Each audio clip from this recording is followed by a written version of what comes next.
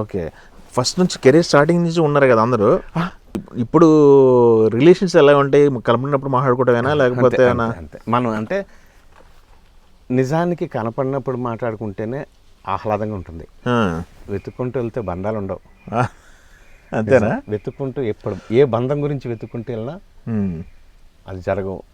తర్వాత ముఖ్యంగా సినిమా ఇండస్ట్రీలో అవకాశం ఎప్పుడైతే అడుగుతారో వాళ్ళకి అవకాశం రావచ్చేమో అడిగిన తర్వాత, కానీ అతనుకున్న ఫెసిలిటీస్ అన్నీ కట్ అవుతాయి. అది డబ్బు రూపంగా కావచ్చు, రెమ్యునరేషన్ కావచ్చు, ఇంకోటి కావచ్చు. అడగటం మొదలైతే డెఫినెట్గా విలువ తగ్గుతుంది. అదైతే నా అనుభవం. మరి ఇన్ని సంవత్సరాలు, ఇంత కెరీర్, ఇన్ని అవకాశాలు అడగకుండానే వస్తున్నాయి, ఇస్తున్నారు. అదే నేను అనేది. కెమెరా తల్లి ఆవిడ దీవెన, ఆ లైట్ అంతే. అంటే ఎంతవరకు ఫోకస్లో ఉంటుంది అన్నది నాకు తెలియదు, కానీ బట్ అడగకుండా వచ్చింది కాబట్టి విలువైంది. ఆ విలువ తక్కువైనా కానీ మీ అందరి బ్లెస్సింగ్స్ పొందడానికి కారణం అదే. ఓకే.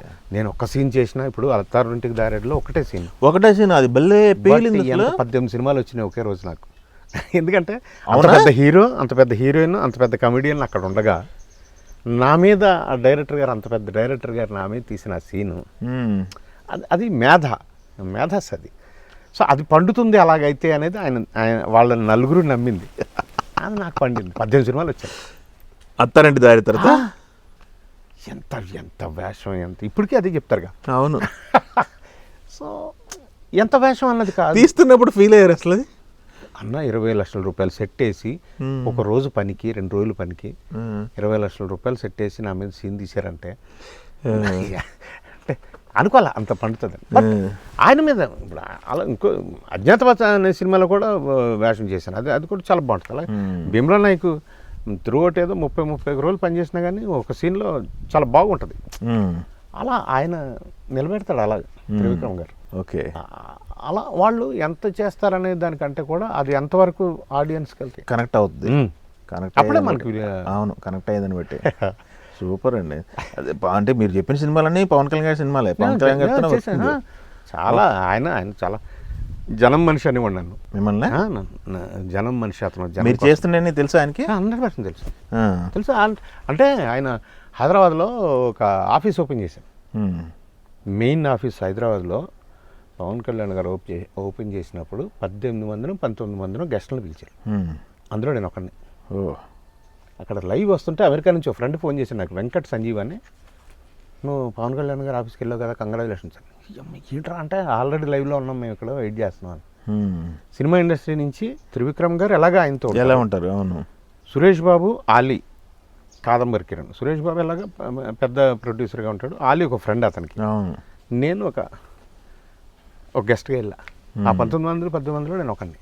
అంత దగ్గరగా ఆయన చూసేవాడు, ఆయనకు తెలుసు, చిరంజీవి గారికి తెలుసు. ఆయన ఇంటికి పిలిచి ఒకసారి 2 లక్షల రూపాయలు చెక్ ఇచ్చి, నువ్వు చాలా బాగా చేస్తున్నావు నాన్న, బాగా చేయని వెనకాల నేను ఉంటానని ఆయన చెప్పి దాకా వాట్ నాట్. ఇక పెద్దవాళ్ళు సినిమా ఇండస్ట్రీలో అందరు కూడా మనం సైతం వాళ్ళందరికీ తెలుసు. 40 సంవత్సరాల అనుభవం కాదంబరి అలా తెలుసు. ఈ 11 సంవత్సరాల మనం సైతం కూడా పెద్దవాళ్ళందరికీ తెలుసు. ఓకే, తెలుసు. వాళ్ళ దీవెనలు ఉన్నాయి. అంటే వాళ్ళకి చేయాలనుకున్న వాళ్ళకి కూడా కరెక్ట్ ప్లాట్ఫామ్ దొరకాలి కదా. దొరకాలి. మనం 4 లక్షలు 5 లక్షలు ఇస్తున్నామంటే అవును, అవి మిస్యూజ్ అవుతాయా లేకపోతే డైరెక్ట్ ఎవరికైనా వెళ్తాయా లేదా, అది బోళ్ళంత అబ్జర్వ్ చేస్తే కానీ ఆ ఇంప్రెషన్ రాదు. ఓకే. నేను ప్రతిదీ కూడా ఏంటంటే, మీ మీద విమర్శలు వచ్చినాయా, మీ దగ్గరకు వచ్చినాయా, వినపడ్డాయి మీకు? నాకు వినపడలేదు, కానీ వస్తా ఉంటాను. నేను ఎక్స్పెక్ట్ చేస్తాను, నాకు తెలుసు కదా. ఇప్పుడు ఒకటి అన్న, ఇప్పుడు ఏ గురించి ఒక బి అనేవాడు నాకు వినబడుతూ మాట్లాడుతున్నాడు అనుకో, కే గురించి కూడా మాట్లాడతాడుగా. అవును, నాకు తెలుసు సమాజం ఎలా ఉందన్నది మనకి తెలియకపోతేగా. సో ఇంత మంచి పని చేస్తున్నా కానీ ఇలా అంటున్నారా? ఇప్పుడు ఎంత అమితాబ్ బచ్చన్ అనలేదన్నా. అవును, ఎవరిని అనలేదు. ఇక్కడ ఈ కామెంట్ చేసే వాళ్ళు ఎవరినైనా అంటారు. సో నన్ను కూడా అనొచ్చు అనుకొని. వాళ్ళు అంటున్నారని నేను ఆగిపోయి వాళ్ళ గురించి టైం వేస్ట్ చేసే బదులు ఆ 10 నిమిషాల్లో నేను వేణు దగ్గరికి వెళ్ళాను. ఏమో మీరు బ్లాక్ మనీని ఇక్కడ సేవా కార్యక్రమాలు చెప్పి వైట్ చేస్తున్నారంట. చేసుకోవచ్చు. చాలా మంది పొలిటీషియన్స్ మీ వెనకున్నారంట. మనంతా ఓపెన్ అన్న, క్లియర్గా అందులో ఉంటే. నాకు 2 సీఐలు ఉన్నారు, 2 చిన్నోళ్ళు. ఒక్క న్యాయపరిస్థితి తేడా కూడా జరగని వాళ్ళు ఇక్కడ. అలా చేసేవాళ్ళు ఇప్పటికి ఎన్ని కోట్లు సంపాదించి ఉన్నాను నేను. నాకు ఆఫర్లు ఉంటాయి. నాకు అవసరం లేదు. మీరు ఇస్తే ఇచ్చారు ఆఫర్లో బోల్డ్ మంది ఇస్తారు. వాళ్ళని అసలు నేను ఆ స్పాట్లోనే వాళ్ళ ఫోన్ నేను బ్లాక్ చేసేస్తా. నాకు అవసరం లేదు. నాకు ఎందుకంటే ఇప్పుడు పెద్దవాడిని ఎవరైనా ఏమైనా అనటానికి చాలా జంకుతారు. అవును, చిన్నవాడిని చాలా ఈజీగా అంటారు. ఏం లేకపోయినా కానీ మాట్లాడాల్సి వస్తుంది. కాబట్టి నేను చిన్నవాడిని కాబట్టి నేను అంత అప్రమత్తంగానే ఉంటాను. ఏదైనా గబుక్కున్న మాట తూలుతాం, ఒక ఎక్స్ప్రెషన్ తూలుతాం, దానికే బాధపడిపోతాం మనం. అలాంటిది కాలు జారటం అనేది జీవితంలో జరగదు. మనం సైతం అనే బిడ్డ నా బిడ్డ. నా బిడ్డని నేను ఉన్నతంగా చూసుకోవాలి తప్ప నా బిడ్డని నేను అది జరగదు. అనుకోని ఎవడనుకుంటే నాకేం.